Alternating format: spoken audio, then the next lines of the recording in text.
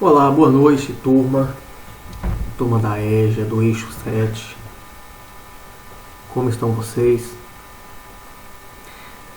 Estamos agora na última semana de aula da segunda unidade. E nessa última semana de aula da segunda unidade, eu preparei agora esse vídeo aqui para vocês, onde nesse vídeo eu vou fazer como se fosse uma revisão, né, um comentário, vou voltar um pouquinho nos assuntos, nos temas que nós trabalhamos nesta segunda unidade.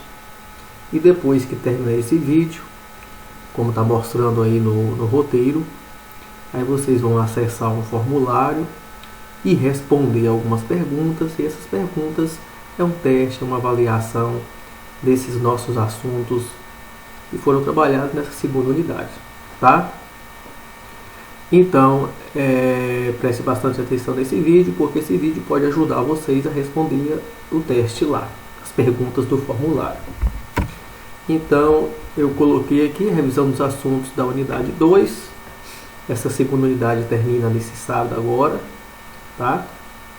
Aí depois já começa a terceira unidade e a última unidade referente ao ano de 2020 para vocês. Então, a gente primeiro vai falar sobre densidade. Foi o primeiro assunto dessa segunda unidade. Então, o que é densidade? Densidade é uma propriedade da matéria que está relacionada com a relação da massa de um corpo com o volume dele. Tá. O que é isso mesmo, né? Eu coloquei uma fórmula D igual a densidade. Densidade é igual a massa de um corpo que chamamos de peso, né? De forma cotidiana chamamos de peso, o peso de um corpo dividido pelo volume, pelo espaço que esse um corpo ocupa. Tá. Para clarear mais um pouquinho para vocês, eu coloquei um exemplo aqui. Acho que foi o mesmo exemplo que eu trabalhei com vocês antes. Tem o exemplo água. Eu tenho aqui um copo com água, com 200 gramas. E quando eu pego esse copo com água de 200 ml, e coloco na balança, vai pesar 200 gramas. Então, 200 ml é o volume e 200 gramas é a massa. Então, densidade é igual a massa dividido pelo volume. A massa, que é 200 gramas, que nós obtivemos na balança, dividido por 200 ml, 200 centímetros cúbicos, que é a mesma coisa, igual a 1. Aí falamos que a densidade da água é 1 grama por centímetro cúbico, 1 grama por ml. Isso quer dizer que 1 litro de água vai pesar 1 kg, 100 litros de água vai pesar 100 kg, porque toda vez que a gente vai dividir a massa pelo volume vai dar 1. Tá? 1000 litros de água, 1000 quilos e assim por diante. Então, se vocês tiverem em cima da casa de vocês aí uma caixa d'água, com uma capacidade dessa caixa de 2000 litros, e essa caixa estiver cheia, então quer dizer que o suporte, a laje de vocês está suportando 2000 quilos, porque se a caixa estiver cheia com 2000 litros de água, 2000 quilos. Simples assim, tá? Se você estiver carregando um balde com 10 litros de água, você está carregando 10 quilos. Fora o balde, né? O balde aí é fora. Aí eu coloquei outro exemplo aqui do óleo. O mesmo copo com 200 ml de óleo, quando colocados na balança, não vai pesar as mesmas 200 gramas. É como se fosse que o óleo fosse mais leve. Não é bem assim, né? Que eu vou mudar para vocês. Então a massa, 160 gramas da balança, dividido por 200 centímetros cúbicos, 200 ml. Dá 0,8 gramas por centímetros cúbicos, menor que 1 da água. Isso quis dizer, em cima, que a mesma quantidade, o mesmo volume de óleo, comparado com o de água, o óleo vai pesar menos. O que a gente fala é que o óleo é mais leve, mas na verdade o óleo é menos denso que a água. O correto seria assim, porque a densidade da água é 1 e a densidade do óleo é 0,8. Sim, e daí? O que isso quer dizer? Isso quer dizer que se eu colocar os dois juntos, o óleo vai ficar por cima e a água por baixo. Todo objeto que tem densidade maior que o outro tende a ficar por baixo, e quem tem a densidade menor tende a ficar por cima.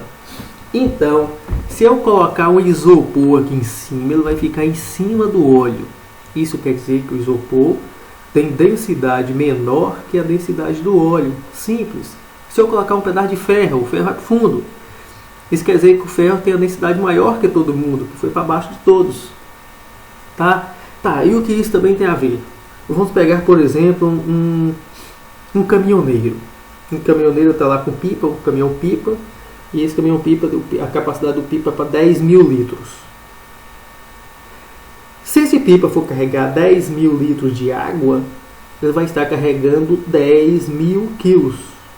Porque a densidade da água é 1, isso quer dizer que cada 1 litro de água pesa 1 quilo.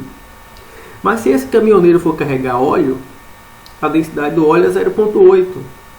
Esse mesmo pipa cheio de óleo, ele vai pesar 8 mil quilos. Se tiver cheio de água, iria pesar 10. Tá? Então, do ponto de vista do transporte, tá? Carregar óleo é melhor, porque é mais leve. Na verdade, não é mais leve, é menos denso. Então a carga se torna mais leve. Não é isso aí. Tá bom? Aqui teve aquela pergunta: o porquê que um navio, mesmo sendo feito de ferro, ele flutua, e um ferro por si só ele afunda na água. Então o navio ele é oco por dentro, ele é espaçoso. Então o volume do navio, como eu coloquei nessa imagem aqui, ó, ele é aberto. Então, é como se fosse um navio cortado de frente aqui, né? O navio é aberto. O ferro que é feito nele, aqui eu coloquei a imagem do navio a madeira, mas aqui tem embaixo, geralmente os modernos vêm de ferro, né? Quando se pega o ferro para fazer o navio, espalha o ferro, tornando o navio oco. Isso faz com que o volume, o espaço dele seja maior, seja grande. E isso faz com que a densidade do navio como um todo seja menor que 1. Porque se fosse maior que 1, ele afundava na água. E a bolinha de ferro, se a gente pegar o mesmo navio e amassar ele, fazer uma bola de ferro, como está aqui, ele afunda, porque quando amassa a bola fica pequenininha. Então quando a gente vai dividir a massa pelo volume, vai dar um valor muito grande, tá? Por volta de 7. Por isso que o navio flutua, porque ele é espaçoso, ele é oco por dentro, e o ar que tem dentro dele faz com que ajuda a densidade ficar baixa. Por isso que ele flutua. Teve também aquele experimento que vocês fizeram, que quando colocou o ovo num copo com água sem sal, o ovo afundou. Se o ovo afundou é porque o ovo tem densidade maior, e a densidade da água é 1, não é? Se o ovo afundou é porque a densidade do ovo é maior que 1, certo? Mas quando colocou-se sal na água, o ovo flutuou. Você não mudou a densidade do ovo, porque você não colocou sal dentro do ovo, né? Você colocou sal na água. Quando você colocou sal na água, você fez com que a água ficasse com a densidade maior que a densidade do ovo. Se o ovo agora ficou com a densidade menor, né? Que a água aumentou a densidade dela, então o ovo flutuou. Nesse caso, você aumentou a densidade da água. Tá, e o que isso tem a dizer? Tem a ver. Então vamos comparar uma pessoa que vai nadar no mar e uma pessoa que vai nadar no rio. A água do mar tem mais sal que a água de um rio. Isso faz com que a água do mar tenha densidade maior. Então, é mais fácil uma pessoa flutuar na água do mar do que na água de um rio. Tá, mas tem a ver agora com as ondas que pode afogar a pessoa, mas é outra questão. Mas a água em si é melhor para uma pessoa flutuar na água do mar por causa do sal, e o sal na água faz com que a densidade da água fique maior, facilitando a pessoa flutuar. O outro assunto que nós trabalhamos são as misturas, tá? Então, o que é uma mistura? Uma mistura é a união de duas ou mais substâncias. Quando eu coloco duas ou mais substâncias juntas no mesmo recipiente, na mesma vasilha, já misturei. Se ela se dissolve uma na outra, aí é outra questão, mas se eu coloquei junto já é uma mistura. Cada uma das substâncias de uma mistura é chamada de componente, tá? Então eu tenho aqui água e óleo. Eu lembro que vocês na aula falaram assim que água e óleo não se misturam. Água e óleo não se dissolve. Se mistura sim, porque a gente pode colocar eles no mesmo copo. Se eu coloquei junto, está misturado. Não quer dizer, está tudo junto e misturado. Água e areia mistura também. Eu coloquei junto, eu posso colocar água e areia no mesmo copo. Então eu misturo. Água e açúcar mistura também. Eu coloquei junto. Aqui areia, água, cimento, bretas. Misturei, eu coloquei junto. Tá? Então, uma mistura é quando as substâncias já estão colocadas juntas. Se eu coloquei junto, eu misturei. Se ela se dissolve na outra ou não, aí é diferente. Aqui, água e óleo não se dissolveu, mas estão juntos no mesmo copo. A água e açúcar se dissolveram. Tá aqui, mas é mistura também, porque estão juntos no mesmo copo. Tá? E as misturas elas podem ser classificadas em dois tipos. Mistura homogênea, tá? E mistura heterogênea. Tá trocado aqui, ó, mas tá bom. Eu organizo para vocês, ó. Água e óleo se misturam porque eu posso colocar junto, tá? Quando eu coloco a água e o óleo junto, eles não se dissolvem. Eu consigo enxergar o óleo e consigo enxergar a água separadamente na mesma vasilha. Então, quando eles estão juntos, eu falo que essa mistura é heterogênea. Tá trocado aqui, tá? Não, mistura homogênea não. Peguei essa imagem aqui. Agora que eu estou percebendo que a informação está trocada. Então, água e óleo se misturam, formam uma mistura, mas formam uma mistura do tipo heterogênea, porque eu consigo enxergar cada um separado. Cada coisa que eu consigo enxergar numa mistura eu chamo de fase. Então eu tenho aqui a fase da água e aqui em cima a fase do óleo. No exemplo de baixo, água e sal se misturam também porque eu posso colocar junto. Então a água e o sal eles formam uma fase só, porque eu não consigo distinguir, separar aqui de forma visual, né, a água do sal. Então eu não sei onde é que está a água e o sal, eu sei que estão tudo junto. Não é separadamente, eu não sei. Igual está aqui. Então essa mistura ela chama homogênea. Está trocado aqui de novo. Quando as substâncias se dissolvem, formando uma fase só, essa mistura chama homogênea. Quando a mistura eu consigo enxergar diferentes fases, essa mistura chama heterogênea. Tá bom? Ainda falando das misturas, nós falamos também sobre a separação de misturas, tá? A separação de misturas, os métodos de separação de misturas, são maneiras, são técnicas, são procedimentos de separar os diferentes componentes de uma mistura, tá? Cada mistura, dependendo dos seus componentes, são separados por diferentes métodos.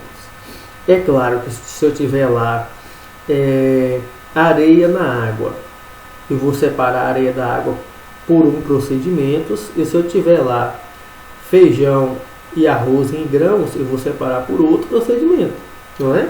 Então cada tipo de mistura eu vou utilizar uma técnica, um procedimento diferente próprio para aquela mistura. Então aqui eu coloquei alguns exemplos só, vou falar bem rapidamente.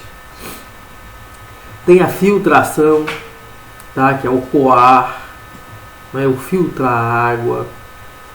A destilação simples é geralmente quando é utilizado para fazer a cachaça, no destilador, né? No alambique, para separar o álcool da água.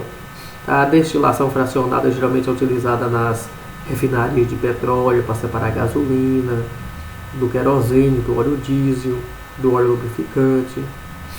A peneiração que você já conhece, que utiliza a peneira para acessar a areia, acessar a farinha. Separação magnética, eu já utilizo o ímã para puxar os materiais ferrosos, os outros, como eu dei exemplo a vocês, pregos de serragem, prego de areia, tá? A dissolução fracionada, foi aquele exemplo que eu dei para vocês, que eu tenho areia com sal. Eu pego e jogo água. A água vai dissolver o sal, né? Vai retirar o sal da areia. A flotação, não é? E geralmente tem lá aquele exemplo que eu dei para vocês, areia e isopor. Eu jogo água dentro, o isopor sobe. Catação vocês já conhecem, né? Cromatografia geralmente são utilizadas em laboratórios para separar através de cores, são equipamentos que separam os objetos dependendo das cores dele, né? Geralmente colocam uma substância no meio para corar uma e outra não. A decantação, que é o que a gente chama de assentar, né? Ou seja, cada mistura ele tem um método próprio, né? Para separar. Ainda falando disso, teve lá o tema falando do tratamento da água. O tratamento da água, né, é um processo que a água passa até chegar em condições de uso para abastecer a população. Está lá água no rio, na lagoa, então, numa represa. Essa água está imprópria, tem lá muitas substâncias misturadas, bactérias, sujeiras, barro. Então essa água passa por um processo de tratamento. E esse tratamento acontece na estação de tratamento de água, chamada de ETA, tá? Para deixar essa água própria para a gente consumir. É tirado sujeiras, impurezas, melhora a cor, o cheiro, elimina micro-organismos, é deixar essa água pronta para a gente. Tá aqui, ó. Para que a gente não aconteça isso, beber uma água suja, imprópria, não potável. A estação de tratamento de água torna essa água limpinha, como a imagem dessa menininha bebendo essa água limpinha aqui, tá? Ainda falando sobre o tratamento da água, o tratamento da água ele envolve também vários métodos de separação de mistura. Tem a filtração, a flotação, tá? Onde a água ela está misturada com um tanto de coisas e a estação de tratamento da água ela procura limpar essa sujeira, separar essas misturas, colocando substâncias juntas, passando por processo e colocando substâncias também para matar micro-organismos, adiciona flúor, adiciona substâncias na água para melhorar a questão do pH, da acidez da água, para não decompor, para não ocorrer a acumulação, os canos, os aparelhos, né? E essa água chega boazinha para nós. Outro assunto que trabalhamos, o último aqui, foi os fenômenos físicos e fenômenos químicos. Vamos lá. Fenômeno. O que é um fenômeno? Um fenômeno é toda e qualquer transformação que ocorre com a matéria. Para a química, em relação à química e à física, qualquer coisa que o material sofre é chamado de fenômeno. Se cortou, amassou, mudou de cor, queimou, não importa. Mudou qualquer coisinha, formato, fenômeno. Esse fenômeno ele pode ser de dois tipos, o fenômeno físico e o fenômeno químico. Muito simples, muito fácil isso. No fenômeno físico não ocorre a formação de novas substâncias. O fenômeno químico, sim, novas substâncias são formadas. Aqui eu coloquei alguns exemplos. Quando eu amasso uma latinha, continua sendo o mesmo material da latinha. Quando eu corto um papel, continua sendo o mesmo papel. Somente papel cortado, não é papel. Quando o gelo derrete, continua sendo água. Mas ao invés da água sólida, vai ter água líquida. Quando eu quebro um copo de vidro, continua sendo o mesmo vidro. Só com o vidro quebrado. Então, nesses 4 exemplos que eu coloquei aqui, são exemplos de fenômenos físicos, onde o material sofreu alguma transformação, né? Mas essa transformação foi apenas no formato, no estado físico.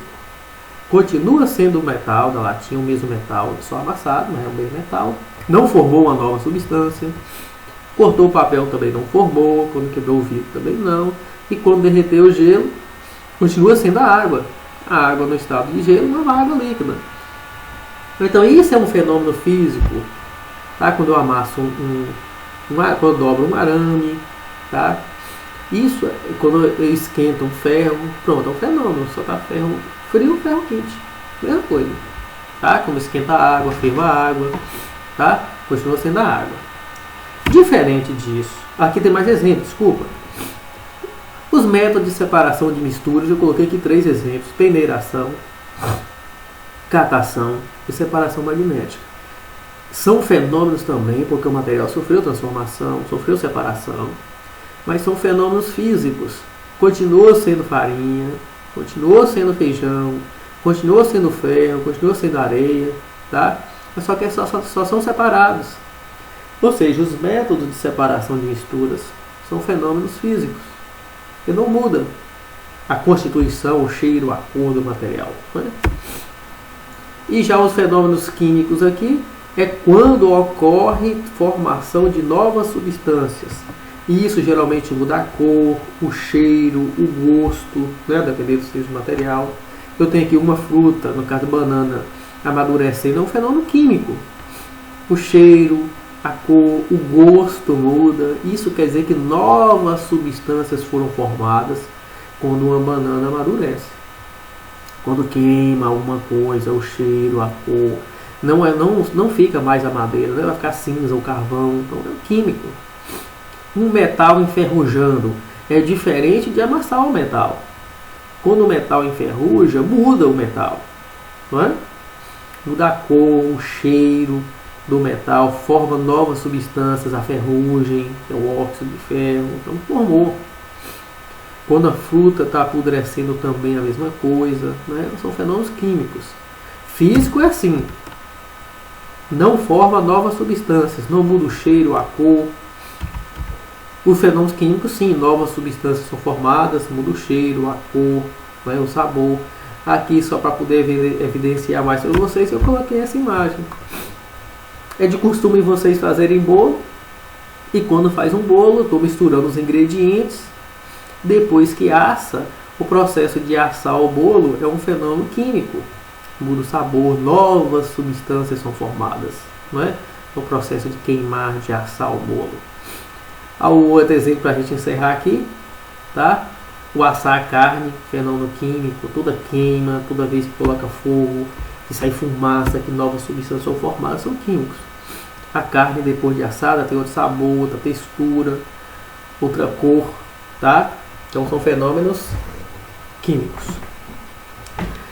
Eu paro por aqui e vocês agora, com base nisso, relembrando os assuntos que vocês estudaram, pode consultar o caderno.